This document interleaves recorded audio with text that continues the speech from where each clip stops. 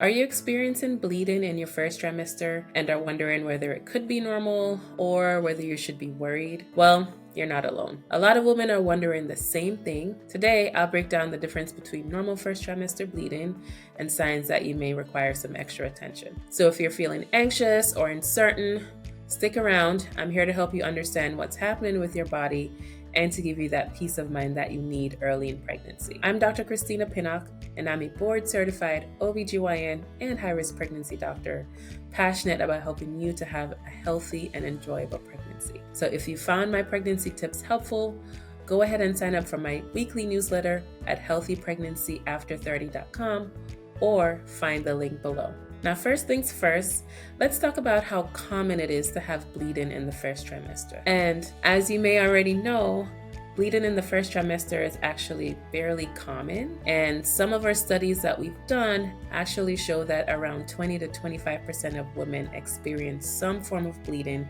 during these early weeks of pregnancy. While it's understandable to be concerned anytime you have any bleeding in pregnancy, just remember that it doesn't always mean that there's something wrong. In fact, in many cases, bleeding can actually be a part of a healthy and normal pregnancy. But today we're going to talk about what's considered normal and when bleeding could be a cause for concern. Let's jump right in and start with some common reasons for bleeding in the first trimester that are often harmless. Here are a few of the main causes. So the first is implantation bleeding. So this one is actually a really common cause of bleeding early in pregnancy. And this type of bleeding usually happens around 7 to 12 days after that egg and sperm combine. This happens because once that egg and sperm combine and create the pregnancy, it has to attach to your uterus. And once that pregnancy attaches to your uterus, you can actually experience implantation bleeding. This bleeding is actually generally light, and many women experience just some spotting, which can range from just a light pink to even brown colored bleeding. And it generally only lasts for a few days and doesn't increase over time.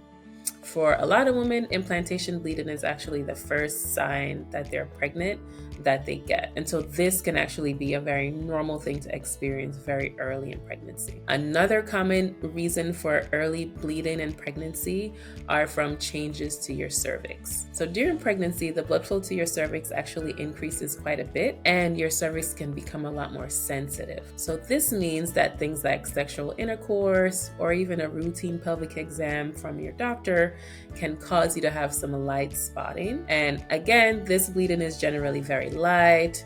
It could be pink or brown, and usually it stops within a day or two, and it's generally very painless. That's a common cause of early bleeding in the first trimester that's not generally concerning. So the next thing that can actually cause bleeding in the first trimester is something called a subchorionic hematoma. Now, it sounds like a mouthful, but it's actually just a small collection of blood in between the uterus and your pregnancy. And it's also something that's fairly common and doesn't necessarily indicate that you're having a miscarriage. So in many cases of a subchorionic hematoma, the bleeding resolves on its own and your body reabsorbs the hematoma. But it's always a good idea, if you are diagnosed with this or you're concerned about this, to go in to let your doctor know, because they may want to monitor you a little bit more closely if this is discovered. Now, those are probably the most common causes of bleeding in the first trimester that is actually considered to be in the normal spectrum. Now, let's talk about the signs that bleeding may actually be more concerning. Now, as I mentioned earlier,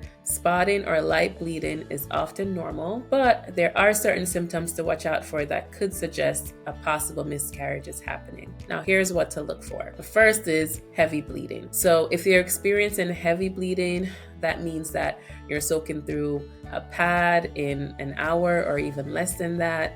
That's definitely a red flag. So heavy bleeding that's bright red, that has clots or anything like that, can actually be a sign of a miscarriage, especially if you have other symptoms going on with the bleeding. And so if you are experiencing heavy bleeding, it's really important to reach out to your OB provider right away to make sure that you get the help and support that you need. Another symptom that is important to watch out for that could indicate a miscarriage is severe cramping. Now, cramping in early pregnancy can be normal for some women, but when that cramping becomes really, really severe and you have heavy bleeding with that cramping, then unfortunately that could be a sign that a miscarriage is happening. Now, these cramps can feel even more intense than period cramps and can actually be found all over in the lower side of the belly, or maybe it could be on one side or another. Either way, if you do experience any severe cramping, especially if it's accompanied with bleeding, that's definitely something to reach out to your OB doctor or OB provider about. Now, another potential sign of a miscarriage is if you're passing any tissue or clots from the vagina.